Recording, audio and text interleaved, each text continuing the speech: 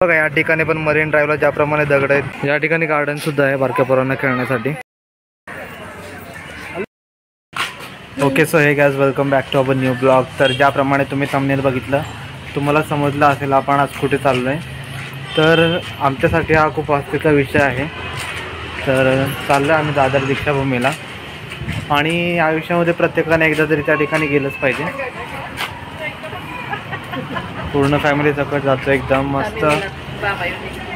तुम्ही जर आपल्या चॅनलवरती नवीन असाल तर चॅनलला सर्वात अगोदर सबस्क्राईब करून घ्या, जेणेकरून तुम्हाला आपल्या चॅनलच्या नवनवीन व्हिडिओचे नोटिफिकेशन येत राहतील. तर चला तर मग सुरुवात करूया आपल्या आजच्या व्हिडिओला. चैत्यभूमीला जाण्यासाठी सर्वात अगोदर तुम्हाला दादर स्टेशनपर्यंत ट्रेनने यावं लागेल.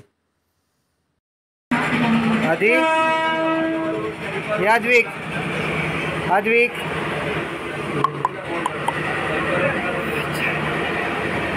दादर स्टेशनला उतरल्यानंतर दादर पश्चिमच्या दिशेने तुम्हाला मार्केट रोडने सरळ 10 ते 15 मिनटं चालत जावं लागेल. 6 डिसेंबरच्या दिवशी तुम्हाला हा संपूर्ण रस्ता एकदम गजबजलेला दिसून येईल.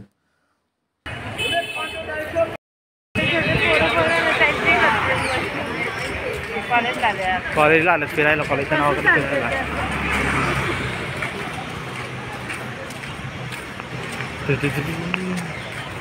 तर हे बघा, या ठिकाणी आत्तापासूनच 6 डिसेंबरची तयारी चालू आहे. हे आपल्या चैत्यभूमीचा गेट.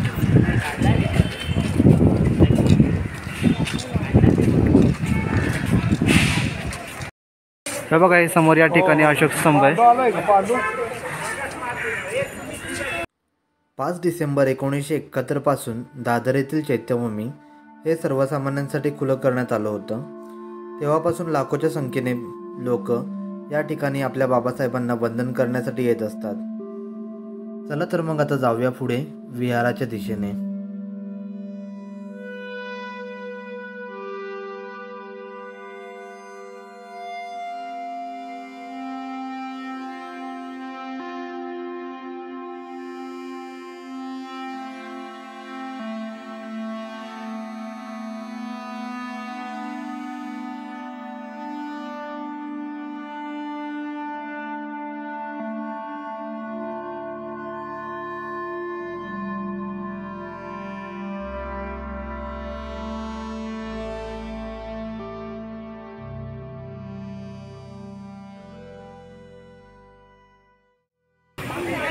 आधी पाणी देऊ का त्याला? आधी पाणी पाणी आई पकडा जरा. चला आले लवकर. चला चला, आता आम्ही आतमध्ये जातो. आतमध्ये फोटो नाही काढू देणार.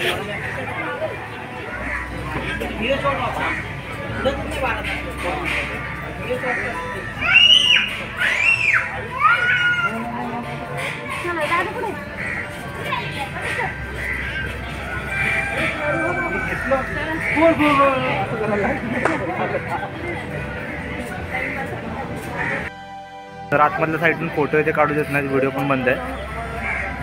आत्तापासून लोक यायला सुरुवात झाली.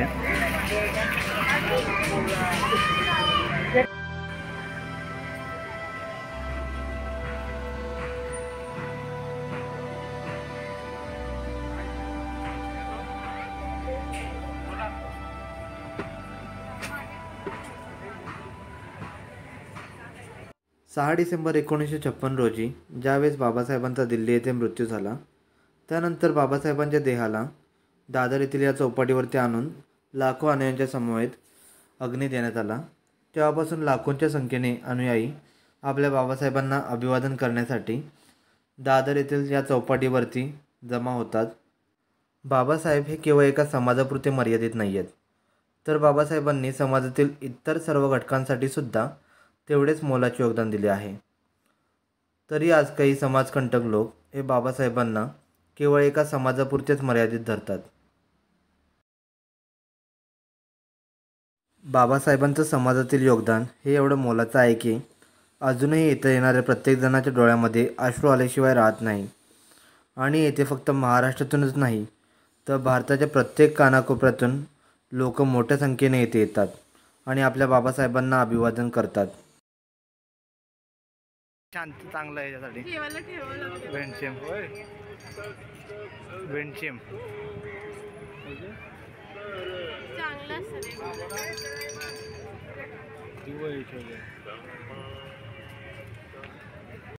बघा या ठिकाणी पण मरीन ड्राईव्हला ज्याप्रमाणे दगड आहेत त्या टाईपमध्ये दगड इकडं पण आहेत. तरी दगड मेनली आहे ना समुद्राच्या ज्या लाटा येतात त्यांचा प्रवाह कमी करण्यासाठी ही दगड वापरली जातात. या ठिकाणी दादर डेक बांधलाय.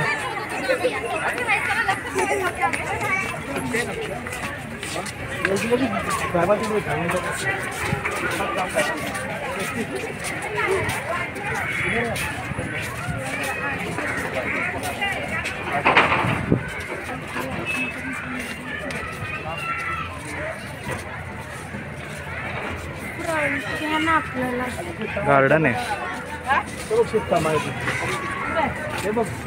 कुठं आहे? कुठं आहे? किती लांबून ओळखता? समोरचं लक्ष गेलं. हे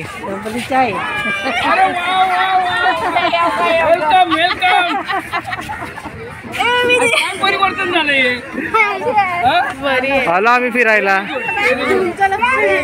काय हो तू काय ठिकाणी चौपाटी.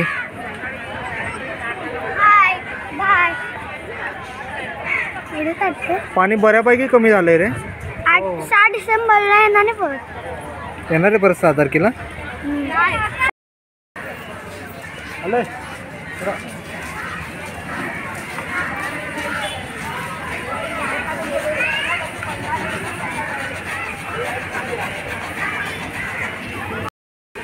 या ठिकाणी गार्डन सुद्धा आहे बारक्या पोरांना खेळण्यासाठी. 6 वर्षाखाली ती बाई बघा किती मोठी आहे ती वस्तू. ती 6 वर्षाखाली जाऊ दे ना. आहे का? किती मोठी आहे ती.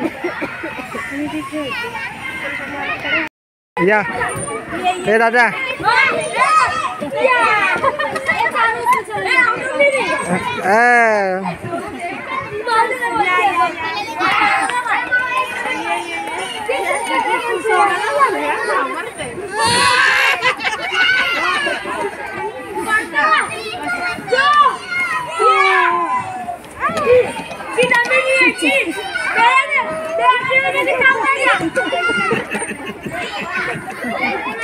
तर मंडळी दर्शन ते करून आता आम्ही चाललोय घरी.